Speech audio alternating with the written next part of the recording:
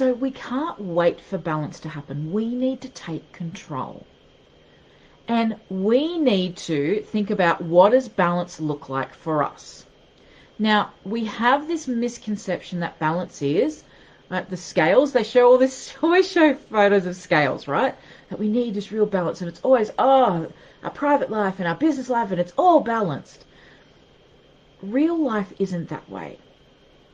So we need to really redefine and re-understand what balance really looks like. It doesn't look 50-50, right? Some weeks you're going to be heavy into your business and it's going to be, 80-20. Other weeks you're going to spend more time with the family and more time in your personal life. So the scales are going to tip.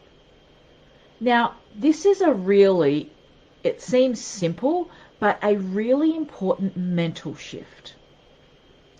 Because when we're trying to find this perfect 50-50 balance, we always feel like we're not there.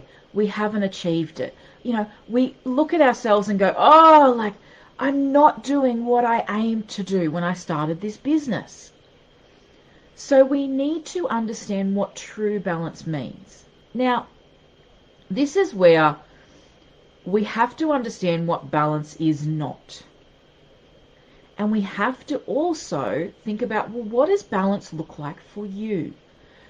And this is really where we start. And you would have seen so much on social media about creating and designing your own life. And I think it's something that's talked about, but really not, how do I do that?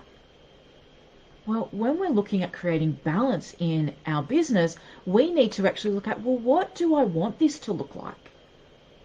Right? Because we have probably had the 9-to-5 structure put over our business, going, this is what it needs to look like. And I know when I first started business, I had to really scrap this.